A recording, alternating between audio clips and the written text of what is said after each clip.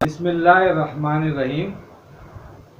आज हम अपना नया चैप्टर स्टार्ट कर रहे हैं in history portion, that is Muslim scientist, philosopher and travellers.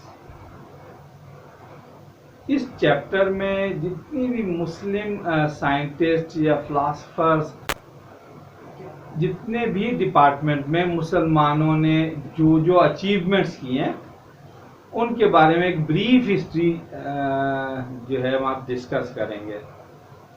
वैसे तो ये एक बहुत बड़ी और एक बहुत लंबी लिस्ट है मुस्लिम साइंटिस्ट और फिलोसफर्स की। जितनी भी अचीवमेंट की है, अगर उसको वन बाय वन डिस्कस करें तो एक बहुत लंबा टाइम चाहिए इसके लिए, और बुक्स चाहिए। इवन लाइब्रेरीज जो हैं वो फुल हैं अचीवमेंट की वजह से।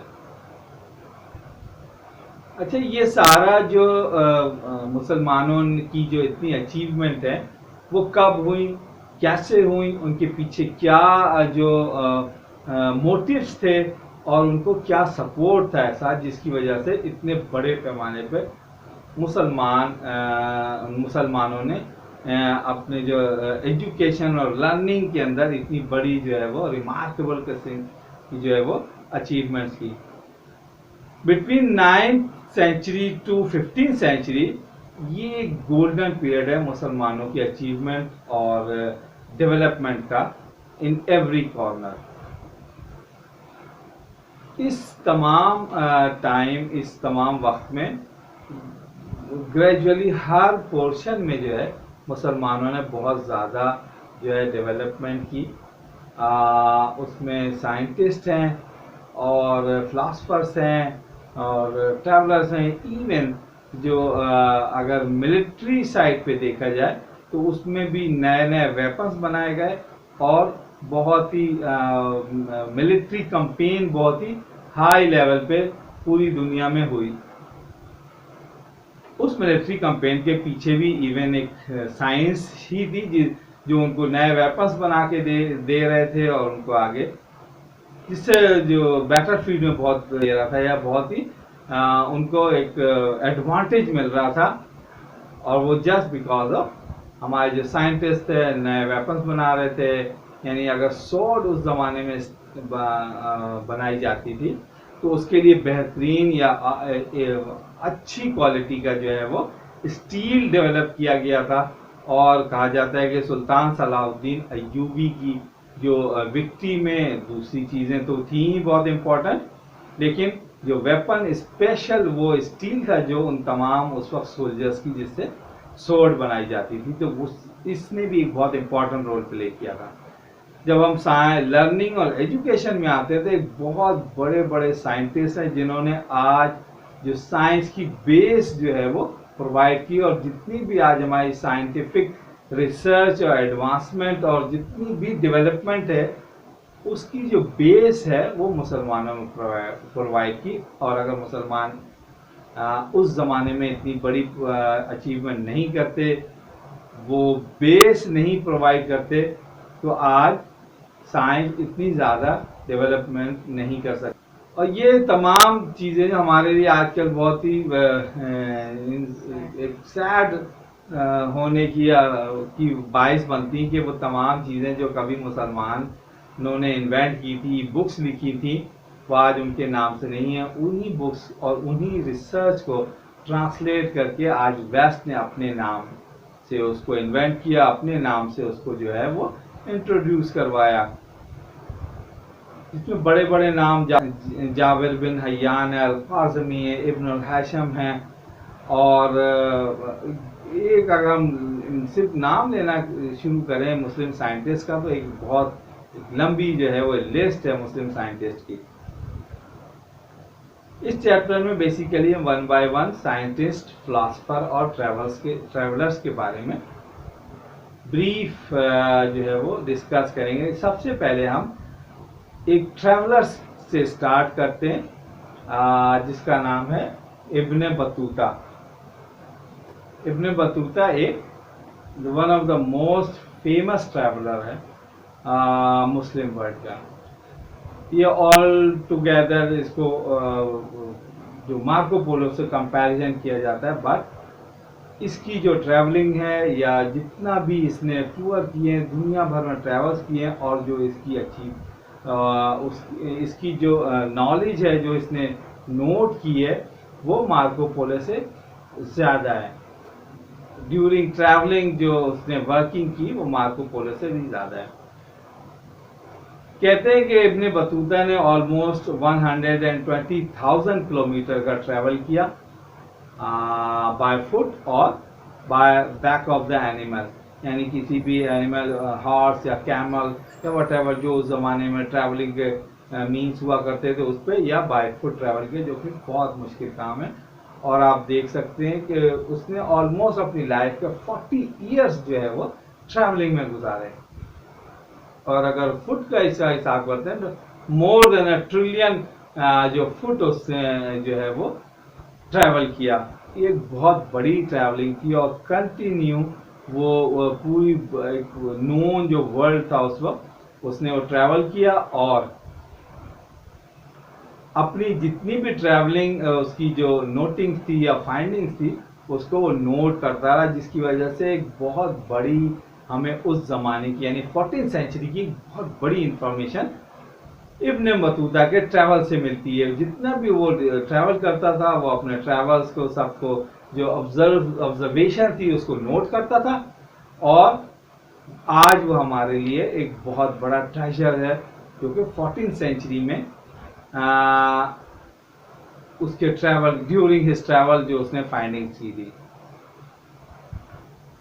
जैसा मैंने पहले बताया था कि इसका इब्ने बतूता का जो पहला ट्रैवल जर्नी उसने शुरू किया वह at the age of 21 age a pilgrimage, यानी हज के लिए वो मक्का आया। ये इब्ने बतूता का पहला ट्रैवल था, और वो ऑलमोस्ट 3 इयर्स उसने वहाँ स्टे किया मक्का में। ये जो इब्ने बतूता जब मोरक्को से मक्का की तरफ हज की करने के लिए आया तो वो रेड सी उसने क्रॉस किया, क्योंकि अफ्रीका और एशिया यानी सऊदी अरब के बिटवीन जो था वो रेड सी है, तो उसने रेड सी क्रॉस किया। हज करने के बाद तो Syria, Iraq, southern Persia, Khorasan और फिर बैक टू बगदाद, क्योंकि उस वक्त बगदाद की बहुत बड़ी जो है वो गवर्नमेंट हुआ करती थी। तो उस ज़माने में उसने अपना जो एक स्टे इतने बड़े ट्रैवल के बाद बगदाद को अपना स्टे पॉइंट बनाया। अच्छा, फर्स्ट ऑफ ऑल अगर हम इब्ने बतूता की जो बहुत ही उसकी लाइफ की एक बड़ा पोर्शन जो था वो ड्यूरिंग ट्रैवलिंग गुजरा, तो उसके पूरे ट्रैवल हिस्ट्री को हम 4 पोर्शन में डिवाइड कर सकते हैं। उसका पहला जो पोर्शन है ट्रैवल का, that is start from 1325 to 1327, जिसमें वो मोरक्को से हज के लिए मक्का आया और उसने रेड सी क्रॉस किया, और वहाँ मक्का हज परफॉर्म करने के बाद वो सीरिया, इराक, साउदर्न पर्शिया और खुरासान में ट्रैवल करने के बाद बगदाद में जो है वो स्टे किया। इसकी ट्रैवलिंग का जो सेकंड स्टेज है वो स्टार्ट होता है 1330 से 1332 तक, यानी जब वो 1327 में बगदाद में वापस आया और स्टे किया तो ऑलमोस्ट 3 इयर्स वो अरेबिया में ही ठहरा। लेकिन वो उसकी जो नेचर थी वो एक जगह बैठे रहने की नहीं थी, लिहाजा फिर से वो जद्दा उसने अपना ट्रैवल शुरू किया। जद्दा से वो यमन आया, यमन से अदन और तंजानिया, ईस्ट अफ्रीका, और फिर वहाँ से ओमान से होता हुआ साउदर्न पर्शिया, और साउदर्न पर्शिया के बाद वो फिर से जो है वो मक्का में आके स्टे किया, और फिर उसने एक बहुत ही लंबे जो अपना ट्रैवल का जो है ना एक प्लान बनाया, और ऑलमोस्ट वो 1332 से 1346 ऑलमोस्ट 12 ईयर तक जो है वो ट्रैवल में वो बिजी रहा। एक बहुत लंबा अरसे तक उसने ट्रैवल किया और फिर इसके बाद जब उसने अपना थर्ड ट्रैवल शुरू किया, जो कि एक बहुत ही लंबा प्लान था, वो बगदाद से ब्लैक सी गया, जो कि टर्की और यूरोप के बीच का एक सी है। ब्लैक सी से वो कॉन्स्टेंटिनोपल यानी जो करंट जो इस्तांबुल है वहाँ, क्रीमिया जो एक रशिया की एक स्टेट है और नेबर कंट्री है टर्की का, उसके बाद वो समरकंद, बुखारा, अफगानिस्तान और फिर वहाँ से हिंदू कश क्रॉस करके जो हिंदू कश क्रॉस किया, उसके बाद वो इंडस रिवर को क्रॉस करके दिल्ली तक गया। और अच्छा, जब वो इंडिया पहुंचा तो यहाँ पे कौन मुस्लिम रूलर था? मोहम्मद बिन तुगलक। वो उसके पास सेवरल ईयर्स रहा और एक अच्छी जो गवर्नमेंट पोजीशन थी, यानी काजी की पोस्ट पे बहुत अरसे रहा, क्योंकि इसका इब्न बतूता का जो बैकग्राउंड था वो भी लॉयर था। वो अपने जो एजुकेशन के वक्त में उसने लॉ की एजुकेशन ली थी और उसका जो फैमिली बैकग्राउंड था वो भी लॉ की तरफ था, यानी काजी ही की पोस्ट से उसके एंसेस्टर चले आ रहे थे। तो उसने भी लॉ एजुकेशन हासिल की हुई थी, लिहाजा जब वो मोहम्मद खान तुगलक के यहाँ दिल्ली पहुंचा तो मोहम्मद बिन तुगलक ने इसे अपने जो अपनी किंगडम का काजी जो है वो बना लिया। यहाँ पे वो काफी अरसे रहा और एक जंग हुई मालाबार की, जो सदर्न इंडिया का एक स्टेट थी। उस जंग में ये बाई सी जो है इसने मोहम्मद खान तुगलक की जो आर्मी के साथ गया था, बट इसका जो शिप था वो ब्रेक हुआ, रैकेज हुआ और वो ऑलमोस्ट डूब गया था समंदर में, बट वो सेफ होके जो मालदीव पहुंच गया। मालदीव से वो कुछ दिन स्टे किया और फिर वो बांग्लादेश, फिर असम और सुमात्रा से होता हुआ चाइना गया।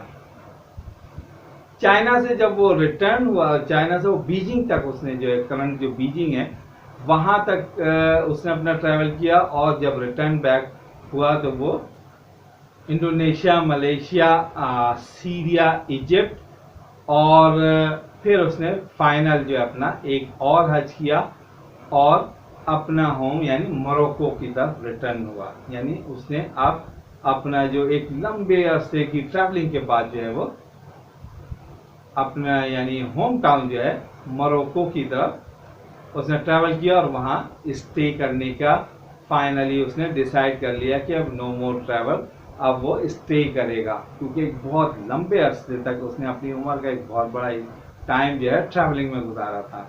बट अपनी जो उसकी जो नेचर थी ट्रैवलिंग की, वो उससे वापस ट्रैवल की तरफ जो है वो बार बार कह रही थी। लिहाजा उसने अपना ट्रैवल जो स्पेन में जो मुसलमानों की बहुत बड़ी स्टेट थी, बहुत ही डेवलप स्टेट थी, उसने उस तरफ ट्रैवल किया और जहाँ से उसने अपना ट्रैवल जो यूरोप में स्पेन में मुसलमानों की स्टेट थी ग्रेनाडा, जो लास्ट उस वक्त मुसलमानों का स्ट्रॉन्ग होल्ड था, वहाँ उसने ट्रैवल किया और फाइनली वो वापस फाइनली मोरक्को में आके सेटल हो गया। बट किंग ऑफ मोरक्को ने उसने इब्न बतूता एक नई रिस्पॉन्सिबिलिटी दी और माली की तरफ जो है ट्रैवल करने को कहा। इस लिहाजा वो इस ट्रैवल को उसने किया और सहारा डेजर्ट का एक बहुत ही जो डिफिकल्ट जो जर्नी था वो उसने किया और पूरे सहारा डेजर्ट को क्रॉस किया, जो कि बहुत ही मुश्किल काम था उस जमाने में। और वो माली पहुंचा। माली में इब्न बतूता ने ऑलमोस्ट 2 ईयर स्टे किया और जो रिटर्न बैक 1352 में वो रिटर्न बैक हुआ और वहाँ स्टे किया बहुत अरसे तक। वो बिल्कुल एक अननोन एक पर्सनालिटी के तौर पे रहा। उसको जो इसकी ट्रैवलिंग थी या जो उसका फेम था वो उससे बिल्कुल उसको कहते हैं बिहाइंड द कर्टन चला गया और 1368 में उसकी डेथ हुई आफ्टर दैट उसकी जो ट्रैवलिंग थी और ट्रैवलिंग नोटिंग्स थी, उससे एक बहुत बड़ा जो इंफॉर्मेशन का ट्रेजर जो है वो लोगों को मिला कि इतने बड़े उसने अपनी ज़िंदगी का इतना बड़ा हिस्सा एक ट्रैवल में गुजारा, और जो इंफॉर्मेशन उसने नोट डाउन की अपने तमाम ट्रैवल्स में, वो बहुत ही बड़ा एक इंफॉर्मेशन का ट्रेजर रहा। तो इस तरह से आज हमने मुस्लिम वर्ल्ड के एक बहुत बड़ा जो ट्रैवल था, जो कि जिसका कोई कंपैरिजन नहीं था, उसको हमने डिस्कस किया।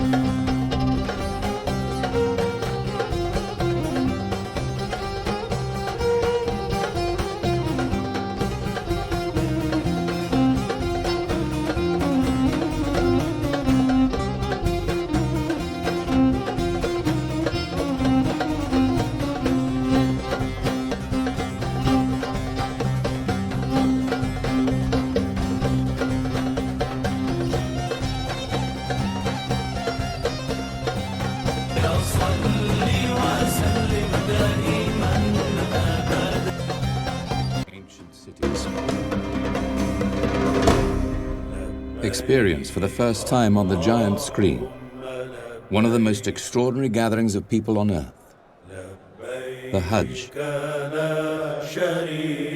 as it continues to this day.